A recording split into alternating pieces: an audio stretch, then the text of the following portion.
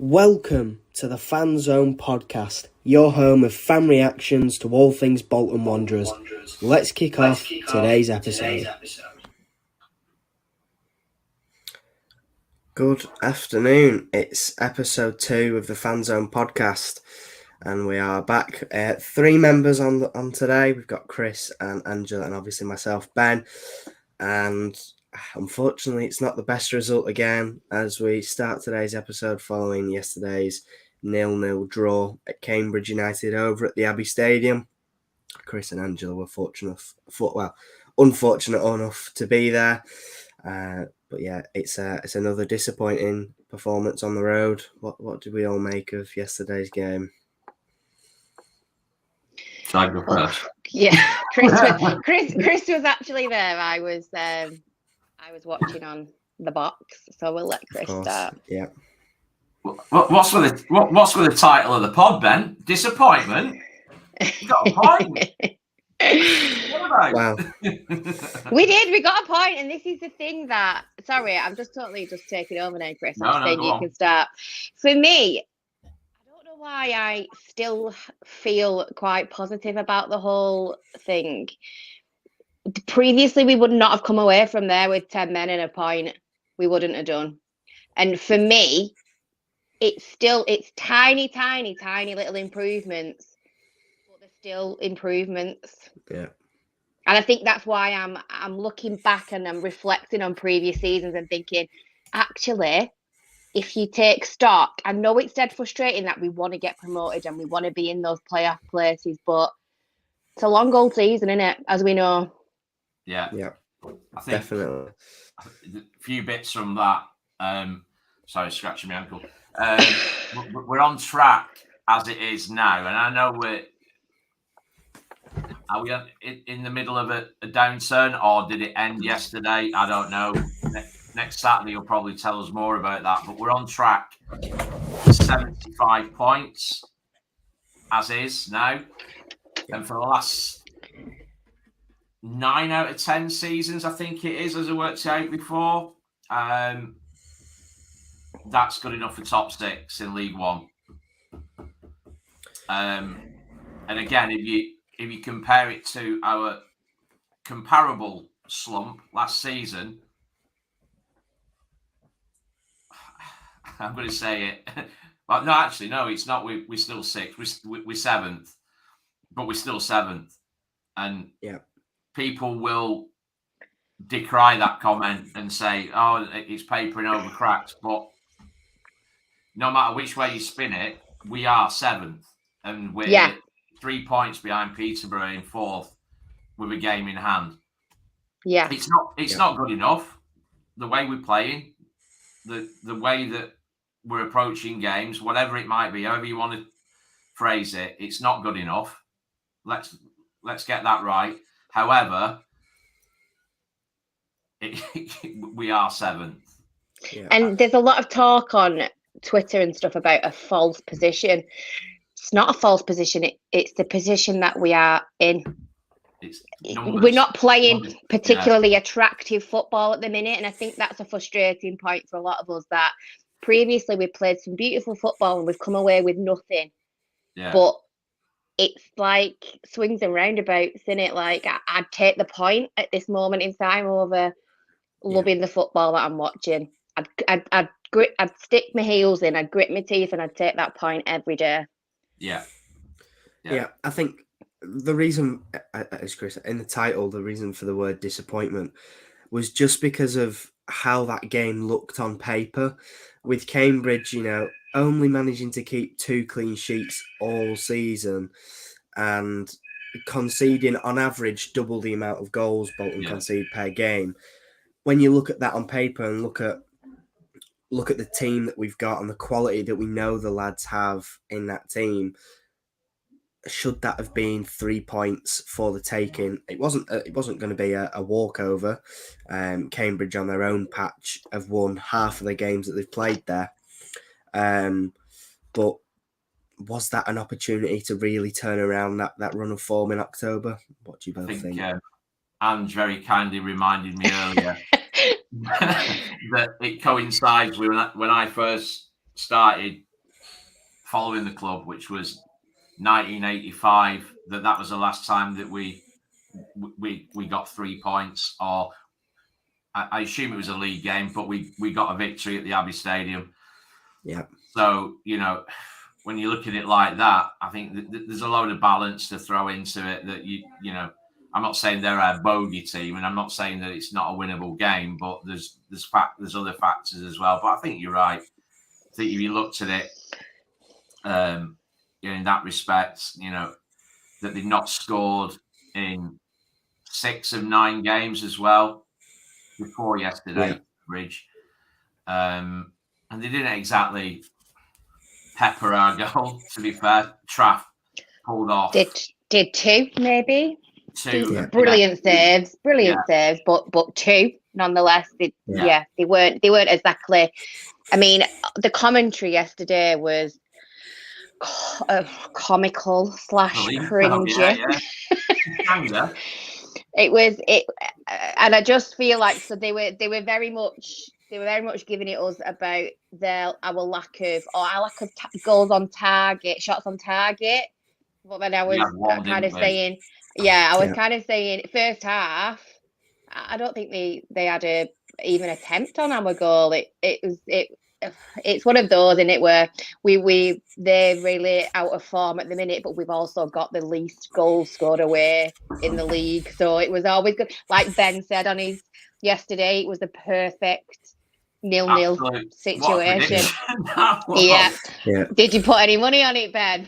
No. Well, I actually changed that and said I'm going to be optimistic and say 2-1. Clearly, I should have stuck with my gut. Stick to your guns. Nicely edited out.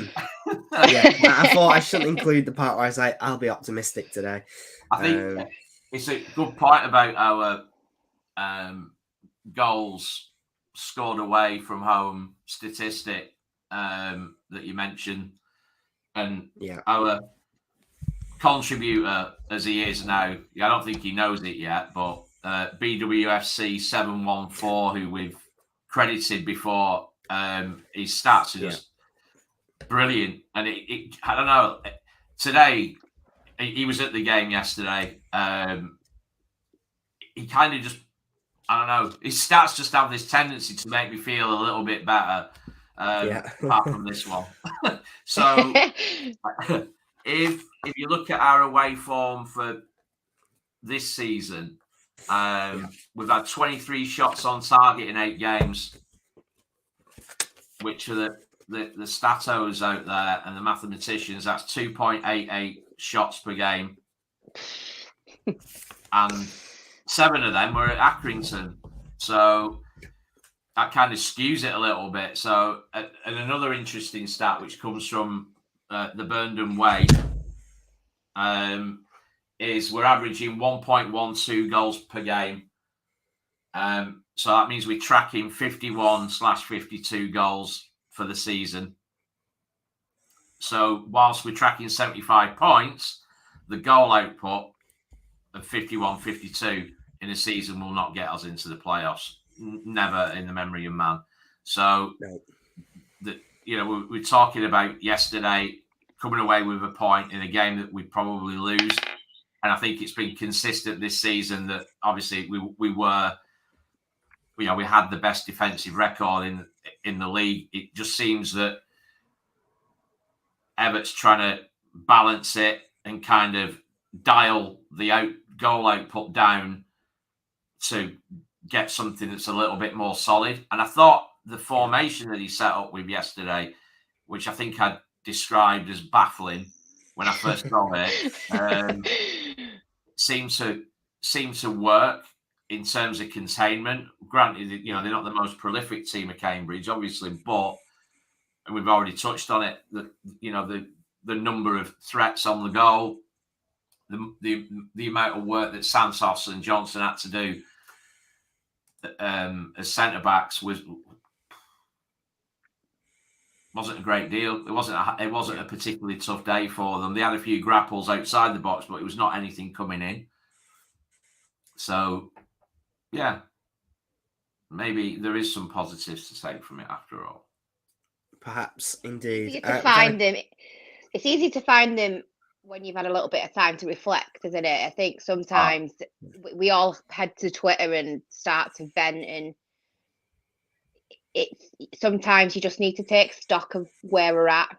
This isn't Bolton Wanderers from 1980.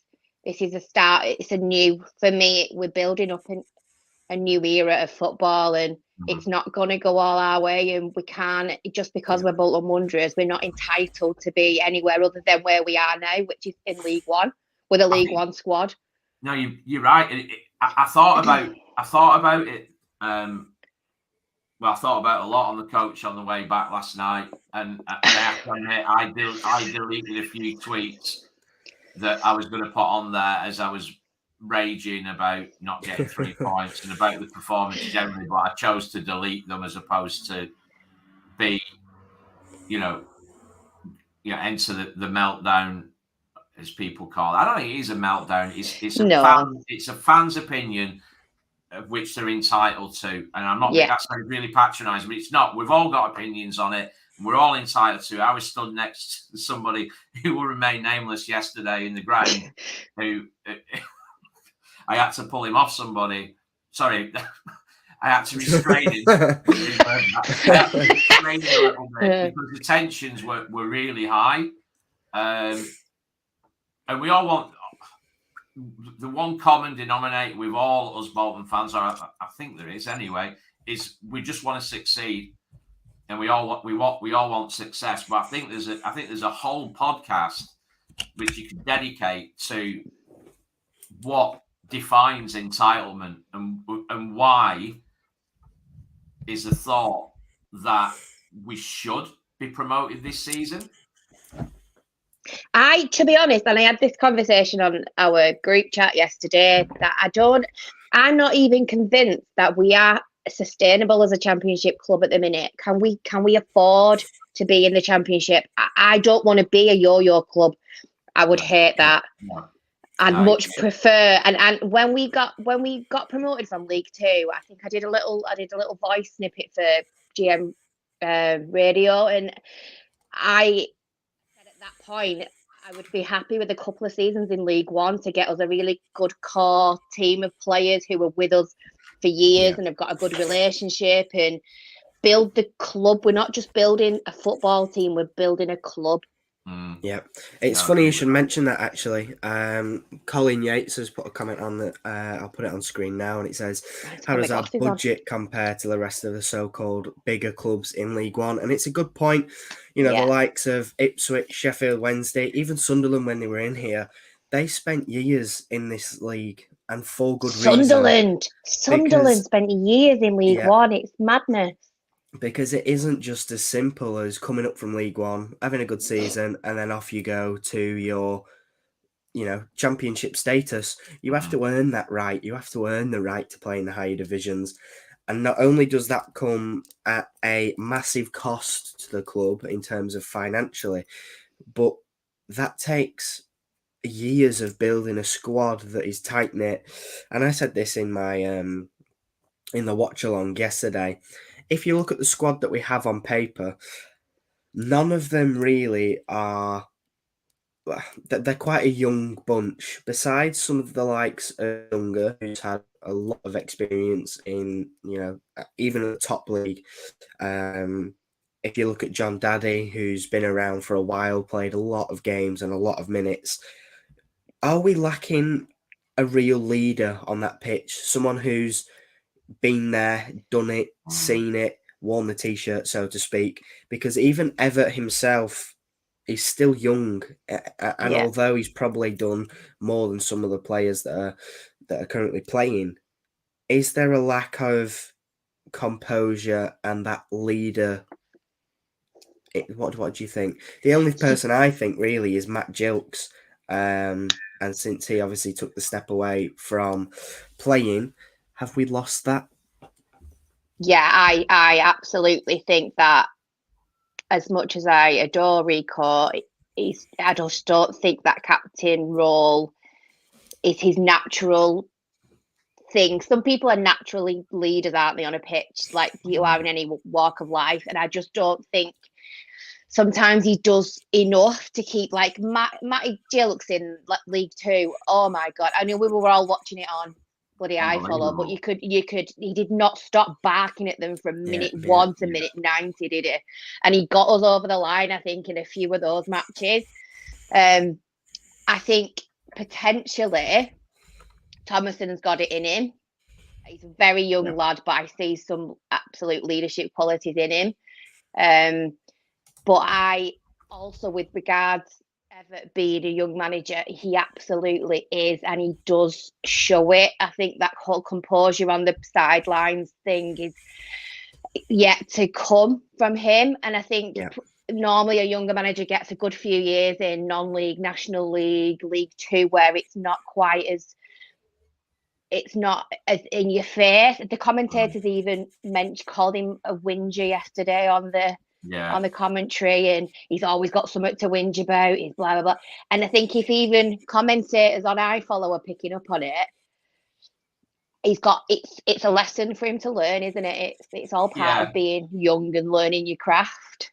Definitely, you bang on there. I think yesterday, he was reprimanded by Drysdale once, and then obviously he went back across and gave him a yellow card. The game before that, he was having a spat with Duffy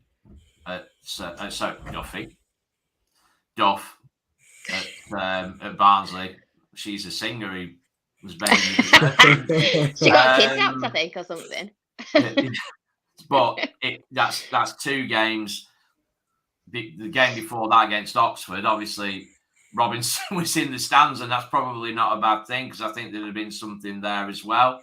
He had a tendency of doing it in his sort of formative period of becoming our manager, and then he seems to stop. He seems to have a moment of like self-awareness and kind of stops it, but it's definitely back again.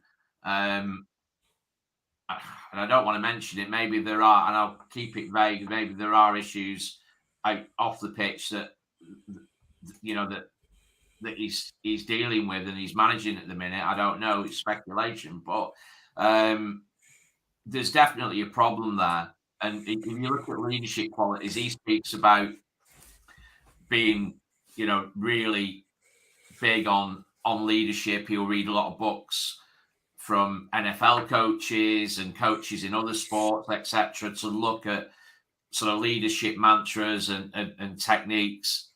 But ultimately, the players will look up to him and look to him as an example.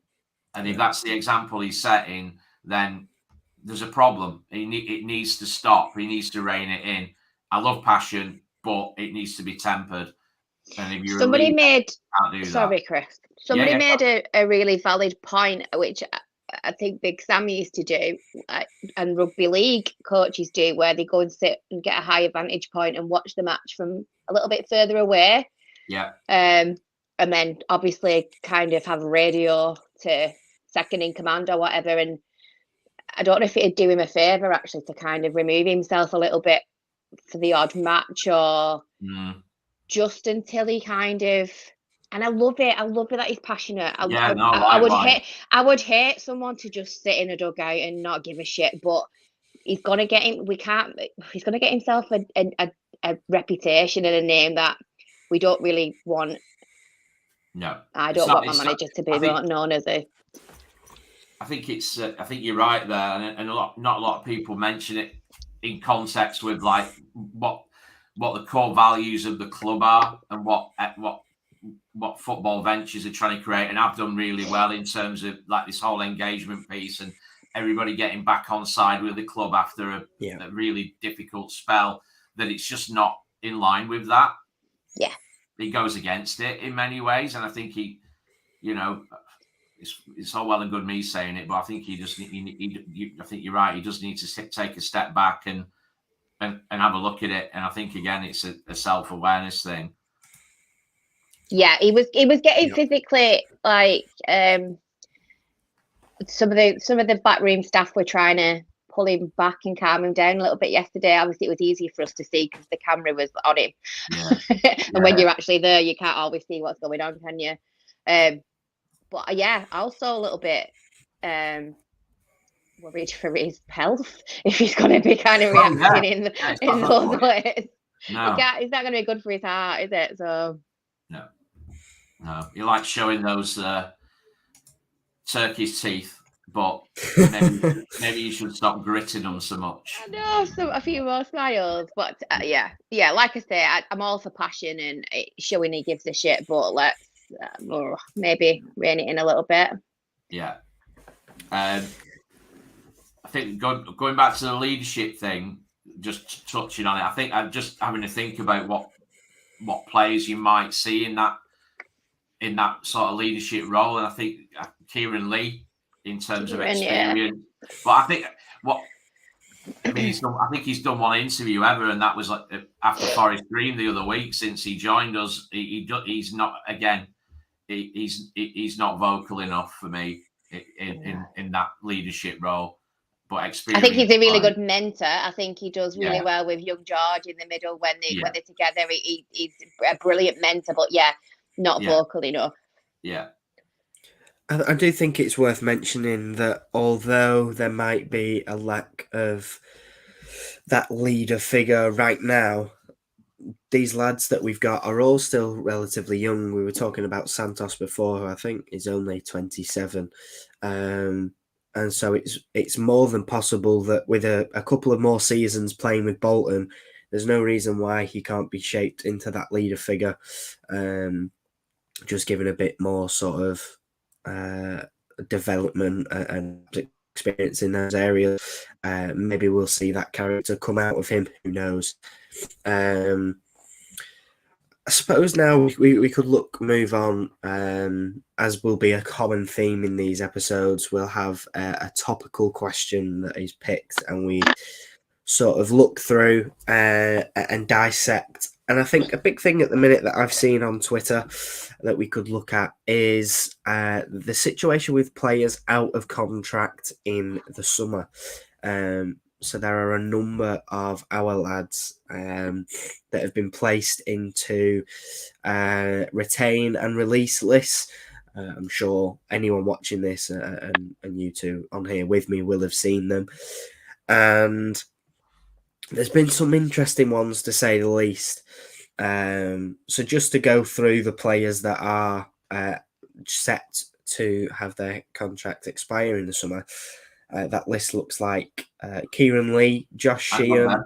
Ben, sorry to cut across you. Can I just interject? I think since we spoke about this, I think we've had a bit of an update as of yesterday. There was an article yesterday morning about 4 players where that process may be brought forward to January a little bit. Yeah. I think. That was Declan John, one of those, potentially looking for the exit door in January. And I think that's probably down to game time. There are a few lads that, due to the just sort of talent that we have in the squad at the minute, there are a number of players that have perhaps felt left out and struggled to get on the pitch as much as they might like. Obviously, Declan John being one of them. So yeah, I'd be interested to what you both think of those players. Who do you think might be heading for the door in January? Well, there was 4, wasn't there, mentioned in that article yesterday? You mentioned one, which is Deck. Yeah. There was Bakayoko, there was Sadlier, and there was Aimson that were all referenced in that piece. I did notice yesterday whether it's a coincidence, but obviously Bakayoko played a big part yesterday. Did he play for the full 90? If I'm not mistaken. Yeah. And I may be reading too much into it, but reading that article, and then I thought his performance was. Be careful here, because if I'm too positive, people will jump on me. But I thought he applied himself really well yesterday, given the context, the fact that that morning he'd be referred to in an article where he's leaving in 2 months' time. I thought his professionalism shone yesterday.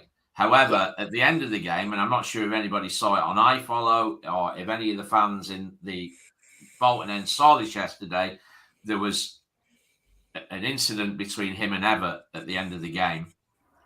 Incident's probably a bit too strong. Show it on iFollow. Say again, Ange. It didn't show it on iFollow. My headphones have died, so I'm on speed. So, can you still hear us? Yeah, I'm good. Okay. So there was an incident right at the end as the players came to the Bolton fans, and Everett embraced Traff, and rightfully so. Obviously, he saved us twice, and more so right at the death. That would have been, I mean, imagine the meltdown if that had gone. He embraced Traff, and Bakayoko was stood at the side of him, and there were some heated words between the two of them. It only literally lasted 5, not even 10 seconds. So I don't know what that was about, and I'm not here to stir the pot, but there was something amiss there. I think we keep him. I think we do what we can to keep him, especially if we're adopting this kind of more direct approach, which will definitely not work with Dion. Yeah. We need target men, don't we? We need to. Bob Varson's good for that role, but obviously he can't do it all on his own. He's going to need support.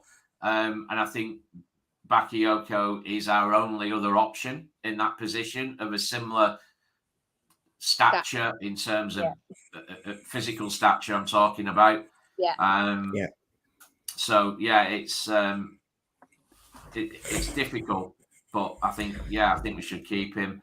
Sadly, if anybody else wants to pick this up, feel free. I think Colin's making a very valid point about Deck. Definitely. And we touched on it.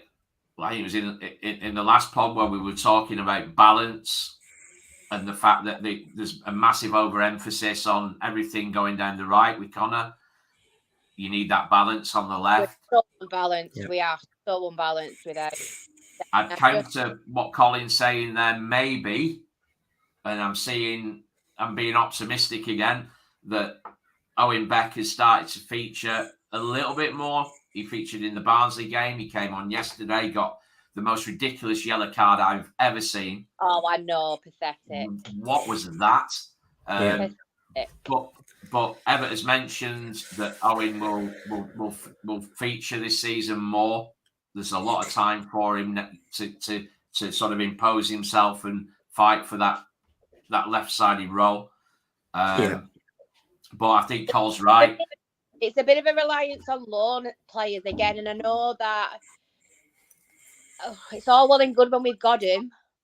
Yeah. But then when he gets recalled, who goes there? Like, I'm just kind of hoping, and I know I think Ian's one of those managers that he's always looking to the next window. As soon as one shuts, he's looking to the next one, and I'm sure he'll have his eyes. He knows where our weak spots are. He knows better than anyone where our weak spots are, and I'm convinced he's looking at players and he's got things lined up and he's got backup plans for backup plans. He fall through, or they don't pull off, or we can't do it in time, or whatever. Yeah.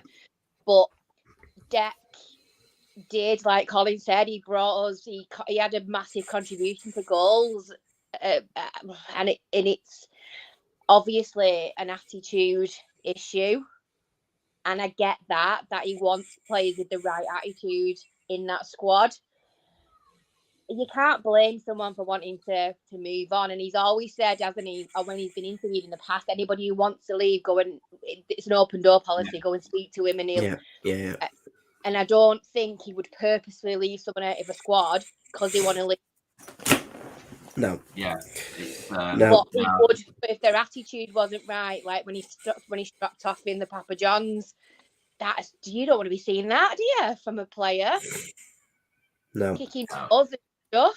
No. And I think it's like grassroots stuff. I'd be telling Finn off if he got pulled off a pitch. He'd be getting matched in the car and being taken home. It's not. You're a professional footballer. It's the way it goes sometimes. No, good point. Good point. And I think there was always going to be casualties. I mean, even more so this season with the amount of team rotation and the lack of game time for certain players. There was always going to be someone who took umbrage with it. And obviously, in this case, or so it seems, as we will be led to believe, that's the situation with Deck. So, yeah. And again, I mean, we don't know, do we? I mean, a lot of what we say as fans is speculation, but you get these feelings. There was an issue with Aiden. Can you put your bike away today, please? Oh. It was. There was an issue that I got caught wind of it with Aimson, where he didn't come out from the buzz or something. Was that the Aki match as well? So John was Trafford Centre, and then no, there was an issue with it. I don't know. So, and then he finds himself in the B team, and then he went off injured quite soon. So I don't. It's all speculation, but when you start to hear little snippets of things, some of it starts to make sense, doesn't it? Or kind of fuels the fire, I think, a little bit. It does. It does. I think, like you say, if you watch the game long enough and you get close to it, you do get these little. So I think Will has gone big time. Yeah. It's what we're talking about. Retained list, weren't it? I think Will and Dak had gone in January. I'd like to keep Bakker. Who else was on it? Sadly, yeah. Oh. Yeah. Sadly, I think it's clear he's got the potential to get in the side. Whether that's at wing back, we don't really want to see him there. But yeah, I think that's the reason he left Rotherham, is because he wanted to play further up the field and didn't get the opportunity. But he has the quality and that potential and that technical ability on the ball that we miss in so many games. It's just he's not a natural in either the 10 role or the 9 role, although he played there at Doncaster. He's a right winger, and it's the same with Dapo. Dapo plays on the left, and he's a winger. We don't have those players in the formation and in the system that we play. So unless either we revert to the 4-3-3 that we've seen in previous seasons, or there are a significant number of occasions in games where we're forced to play in the 4-3-3, and that becomes an option then to interchange that with the 5-back throughout the season, Sablia and Dapo are going to struggle to get consistent runs of games, which isn't good for anybody, really. Very true. It is very much another Dapo scenario, isn't it? It's a square peg round hole situation again.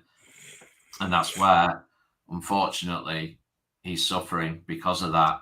And it's sorry, do you know when obviously they're playing them out of their positions. They're playing Dapo at left back or whatever the other week, and it's left wing back, But he did it. He went on and he played there, and for me, that's the difference in the players. He's in an actual position. Yeah, he's not brilliant there, but he went and he filled that hole that we had. And that, for me, is what Ian is looking for in a squad player. He's wanting someone who he can rely on. I think you're right. And this is the thing. This is the thing that us fans don't see. And it's the conversations that go on during the week about the fact that I'm going to do this and you're going to do this, and what do you think about it? We don't know what the response from the player is and their attitude towards it. I'm not saying that this is the case, but sadly his attitude towards it may absolutely stink, whilst Dapo warms to it and is prepared to do it, like you say, and we don't see that. And so everything is speculation. There's so much more that needs to be taken into account that we'll never know as football fans. So you've got to trust the process. I think if you want the perfect example of that player who's stuck with it and developed in a position he isn't entirely comfortable with. I think there's two really in the squad. You can look at Gethin Jones. I mean, despite a poor run of form, perhaps recently, and a lot of criticism for going his way, I think for the last 2 seasons he's been up there with one of our most consistent performers. He's come out of a right back position that he's familiar with, and he's been played on the right side of a 3-back. And for the most part, he's done very, very well. I think the other player you can use is perhaps Santos, even making the step up from Barnet to, league football in a 3-back in a system that he might not have been entirely comfortable with, being dipped into the captaincy role and playing in the middle of a 3. That's probably quite a big step that as fans we can sort of sit back and go, well, he's a centre half, he can play there anyway. But I think perhaps from an outsider looking in, that's probably quite a big jump that we might have looked over. But especially with Gethin Jones, I think he's done very, very well to come from that right back position into the back 3 and almost look natural there. There's obviously been the odd exception to that, but for the most part, I do think he's done well. And that just sort of solidifies that point that Everett is looking for players that might not play. Yeah, they might not play in the desired position he wants them to play right now, but he's got his future in mind, and he's got a long haul plan that those players will play there in 2 seasons' time. It's keeping it for those 2 seasons, though, isn't it? It's a balance between trying to achieve what he wants in the long term, but in the short term, keeping those players happy and at the club. Because you put all your to them, and then before you know it, they put a transfer request in. Not got enough game time because they're not playing where they naturally play, where they're the best. Yeah. Nobody wants to not be the best. And if you're not playing there, you're naturally suited. You're not gonna be. You're gonna be all right, and you did an all right job. No one wants that, do they? No. The spotlight when you're in the spotlight like these. No, you're right. You're right. Do we know? I believe that Budvarsson was suffering with a flu type fever yesterday. Yeah, he may well have the same thing that I've got because on yesterday's game, I was blowing my nose left, right, and centre. It was horrendous. But Budvarsson missed out through illness. And I think Budvarsson's one of the ones with a really good attitude, and he understands. Definitely, he understands trying to achieve, and he loves it at Bolton. And I genuinely, I know we've had a lot of these he's ill things in the past, but I actually I think that's no, I'm not doubting it for a minute. I think it was a shame. We were talking about it just before the team was announced, and obviously the lack of goals being a big concern, and the emphasis being on Dion, and the blame being pretty much squarely placed at Dion's door, and rightfully so. It's his job at the end of the day, and it's his responsibility. But he's had a tough time. He has missed some chances, don't get me wrong, but he's not exactly missing a raft of chances each game. I think another stat, if you want. Courtesy of the Burnden Way, which is Dion's output. We need to start writing our own material, I think. So, you what? Sorry. Thanks to all our contributors for today. 100%. And I will always name them, and we're not just ripping people off. So Dion has 5 goals in his last 27 League One appearances for Bolton, and these goals are as follows: open play, unbelievable sliding tackle. Oh, that goal! He still plays it down, and I still think he meant it. Just the way that he elevates his kicking leg to get that power. So open play, sliding tackle, a penalty, an open play. So two, as Brendan Way puts it, and quite rightly so, 2 intentional goals from open play in 27 games, which is 8.5 months. I'm a fan. I am a fan. I love Dion to bits. I think he's brilliant. He's a centre-back's nightmare. He's a little wasp. You call him what you want. He seen it less the last few weeks, but confidence is low. However, he's a goal scorer. His job is to score goals, and the cold, hard facts are very much that. So what are we thinking? We can't, the thing is, who do we play if we don't play him? So what does Ian do to get confidence back? Did he score both of the offside goals against Barnsley?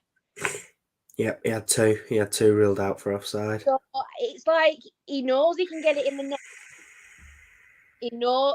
I just don't know whether. I know some people are saying you've got to bench him. It's like he can't carry on playing him. But who else do you play when we've not got another Dion?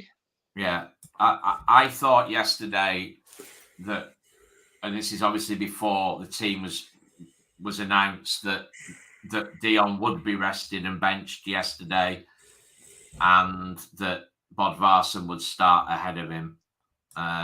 Unfortunately, circumstances meant that couldn't happen. Yeah. Maybe that is, not necessarily to replace Dion, but as a foil and as competition for Dion, that we do need to look at a new striker in January. No, that isn't Cole Stockton, before anybody suggests it. There are other players who play up front. There are other strikers available. They're available from all good retailers. Yeah. but I think the solution may lie in the transfer window in January. And as I say, I'm not calling for Dion's head. I'm calling for some support for him and somebody for him to compete with. And basics, buzz off him on the training field and learn new things, whoever that might be, because he's definitely not the finished article. I think there's a lot more to come from him, but don't lose sight of that player that did what he did against Sunderland last season and how he played in those games around it, because he's capable of doing it, and he showed it at Accrington. His output at Accrington was excellent. 17 league goals in the season, was it? Off the top of my head, I think something around that mark. That is not a striker who cannot do his job. We're not feeding him. He's not a target man. We're not feeding him. He's missing the odd one he's getting, but he ain't getting enough. He should be able to miss the odd one because he should be having 10 shots on goal a match. Yeah. And he's not, because he ain't getting service. He can't feed off this long ball game. You're right. No. He's not designed for that. It's not his purpose. No, absolutely not. And I think that played out against Cambridge yesterday. There were a lot of long balls directed towards the front men that he just wasn't able to get under control. But when the ball was played into his feet, be it from one of the wing backs or a midfielder, there were a number of occasions actually where the ball was played into him at some pace, and he managed to bring it under control and sort of look to get his head up and he'd shoot or lay someone in. And I think the one that stands out to me most was there was a ball that I think came in from midfield, and he almost fell over trying to control it, and then he chipped it just a little dink over the Cambridge defenders, and Bakayoko tried an acrobatic effort that was unfortunately ruled out for offside. It didn't look like it was going to trouble the keeper, but it was a chance created, and that was one of the shots on target. It would have been if it wasn't ruled out for offside. And it just shows that play the ball on the ground into his feet, and he's capable of making things happen. I suppose the next thing we could touch on is a Fanzone man of the match. Who claims your vote as the man of the match? I think I've got mine in mind. And I think for me, would we have come away from that game yesterday with a point if James Trafford wasn't in net? And I think that for me, he takes my vote, because I think without him, that was a 1 or 2-0 defeat. Yeah, so I had Dempsey up to the sending off, which I mean, we could have probably done an entire podcast on that, on the cards, I guess. But yeah, Traff, because we wouldn't have had a point without him. The lad, love him. Kidnapping. It's just before I do mine. Cheers, Colin. I think he there's probably a call for getting him on here, because his contribution has been excellent today. Cheers, Cole. He, as I say, I was at the game, so I didn't see it, not watched it back, but seemingly Beck was carded for dissent and kicking the ball away, as opposed to so fair dues. That is a yellow card in anyone's book. Cheers, Cole. That face when he got that card out, and if you can watch the replay, just watch his smug little face, honestly. Oh, Drysdale, yeah. Did I hear that there was a rather loving embrace between him and apparently, and their manager. Happened at Port Vale as well, coincidentally, with the referee there, didn't it? Yeah. Weird. Stuff going on. I could never imagine ever hugging a ref. You're lucky if he shakes his hands. Maybe crush him. But man of the match, I was going to say it's a no-brainer. It's not, because Demps did brilliant yesterday. His perseverance and his work rate it was the most congested area of the pitch. It was a free-for-all in there. He stood out. He did really well. But being right behind the goal for that first Trafford save at 47 minutes at full speed, right behind it. That was honestly, I think he mentions it in his interview, that based on where the players were positioned in the box when that passage of play happened, he's completely unsighted from one side, and that makes the save even better. And that at the end, their players were like going up to him. How did you do that? And that for me, he was brilliant. Colin, our fourth man / woman, Rico, which is a great. It's a good shout. Yeah, it's a good shout. Unsung hero yesterday. Won everything, dealt with everything, and he dealt with the ref. I mean, when he was, I don't know how it looks on iFollow, but his yellow card from where I was, I mean, you could see his GPS harness, so he's obviously having his shirt pulled.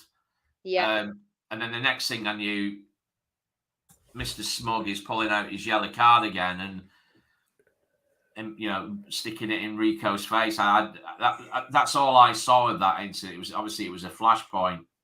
He certainly had no problem finding his pocket, that's for sure. Unbelievable. And he knew where his cards were. Total, wasn't it? Two for Demps, and then Ian was technically the second man to get one. Yeah. Wow. So there's a 25 grand fine in the offing, I believe. Everyone better get down to Fanzone for those World Cup matches. Get somebody in the club to pay. It's madness, and I don't know if it goes to a panel and the panel review the yellow cards that were issued to see if I suppose they can't unpack them too much, but just to see if they are justified yellow cards. Can you? So normally, it's it'd be unfortunate, put it that way. How many yellow cards did Cambridge get yesterday? significantly fewer. Yeah. And it wasn't a dirty game. No, it wasn't. One scenario that stood out for me, though, wow, it was two really, but quite early on in the game, Kachunga, and I think their centre half was called Jones, got into a slight discussion, shall we say, after Kachunga was manhandled to the floor. Yeah, I saw that. He was literally chucked to the floor, and Kachunga stood up and was visibly frustrated by it. They both got a yellow, didn't they? They both got a yellow, and I said, if Kachunga doesn't stand up and make a fuss out of it, the likelihood is the officials ignore it and there isn't nothing said about it. So how does he win? Does he kick up a fuss and say, like, what are you playing at? Yeah. And potentially get the other player booked, but then he gets booked as well. But then later in the game, the exact same thing happened between Aaron Morley and one of the other Cambridge players, and neither of them got booked. They just walked off, but it was a carbon copy of what happened. We also got the free kick as well from that.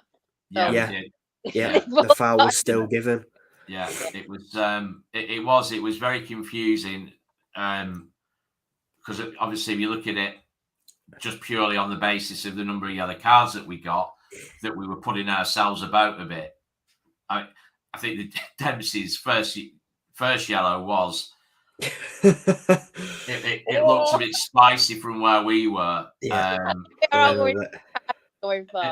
It was justified, and maybe that was in the back of the referee's mind that maybe it could have been a straight red, and he was just looking for the next opportunity to give him a yellow. I don't know.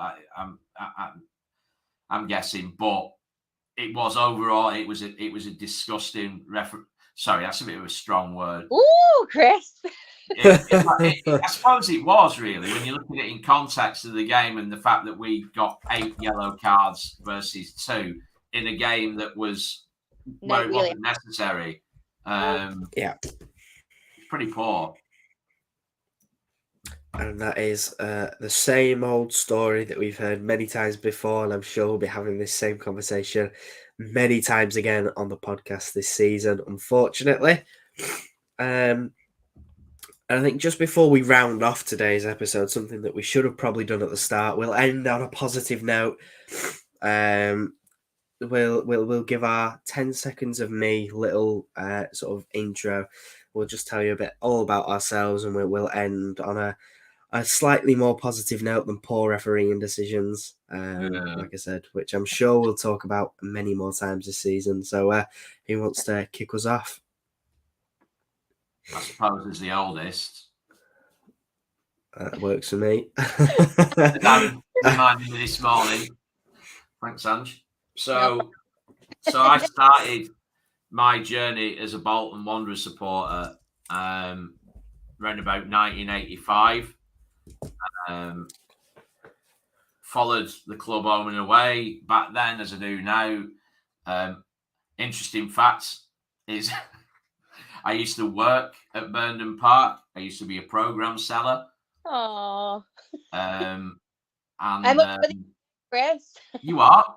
How much with you back then? Threepence halfpenny or whatever it was in old money. Yeah. And I jacked it in because I got my nose broke by a Salford rugby fan. So when they used to play the Silk Cup finals, I don't do rugby, so apologies to anybody who's a rugby fan. But Salford were playing Wigan or Widnes, began with a W, in the Silk Cup Challenge final at Burnham Park, and Salford sent a load of their boys in, and I got my nose broke and all my programs nicked and all my money nicked, so I jacked it in.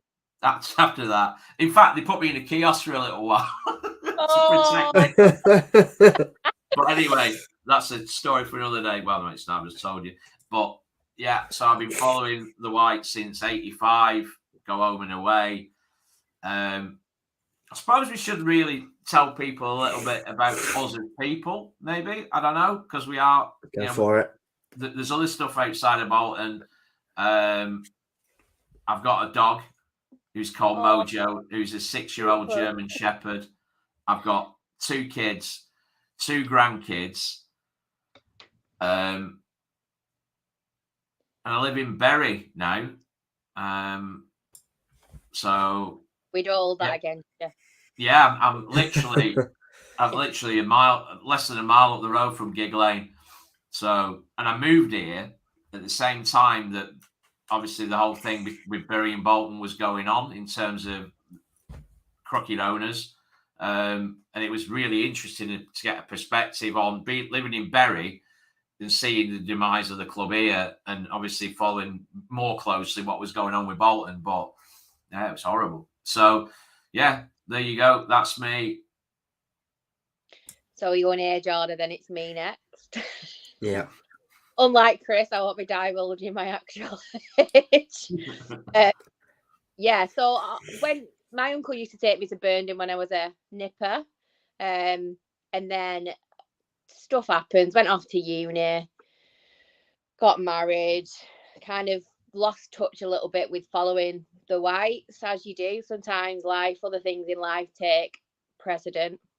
And then we got season tickets again the year before. So Finn was at that age where he was starting to really love football. So we got season tickets the season before the pandemic, I think, was our first kind of season ticket year.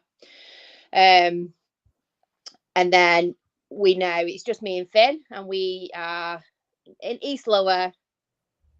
We try. Well, I sometimes go to away matches and Finn doesn't, but it's not a cheap do, is it? So no. I don't probably go to as many away matches as I'd like to, but I do what I can within my means. I'm also one of the Bolton her game 2 advocates. So work with Emily and try and do some stuff to make sure the lady supporters are feeling safe. To be honest, didn't have a great time after that match with the female lines person, but anyway, the club have been brilliant with dealing with it. So I think that's about it. Suppose I will follow. So slightly the new kid on the block, I suppose. I have been following Bolton since I was about 4 or 5.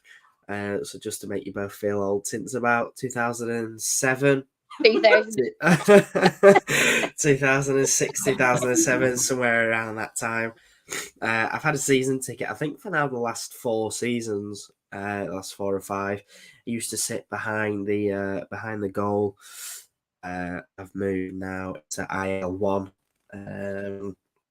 There are some characters in that part of the stadium, shall we say? So yeah, I try and get out and about to as many games as possible. As someone kindly mentioned the other day, that I don't get to all of them, but I try my best. Living, go to an away. Tell me about it.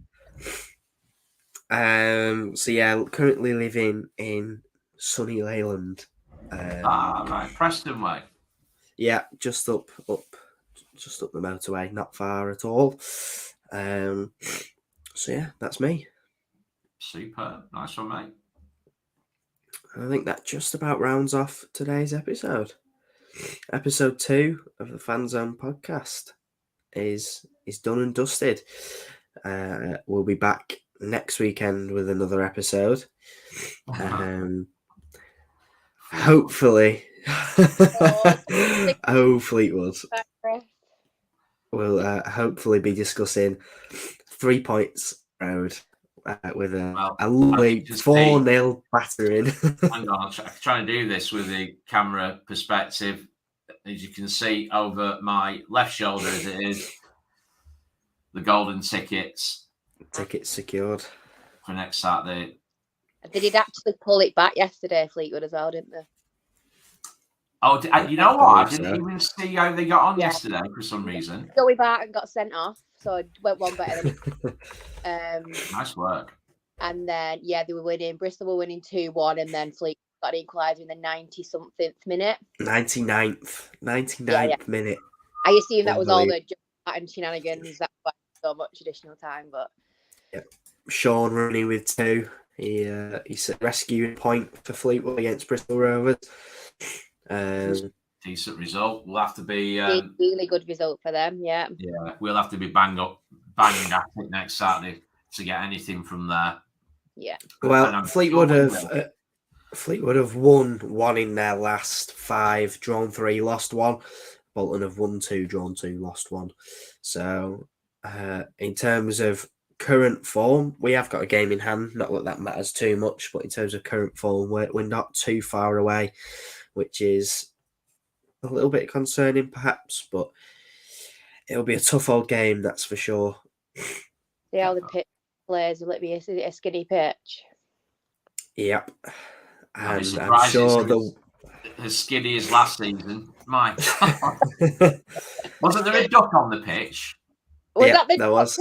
Was that Fleetwood the duck? Yeah. I believe so. It was. So. Better than that, and that's progress right there. Yeah, so we'll be back next weekend with all the shenanigans of Fleetwood, and we'll see how we get on. And as always, if you are watching, drop a like on the stream, no matter where you are, whether that's Facebook, Twitter, or YouTube. And head over to our YouTube channel, and you can subscribe over there. If you click the little bell, you won't miss any of our live streams, and you'll be tuned in for the foreseeable. And I think that concludes everything. So we'll see you next weekend. Take care.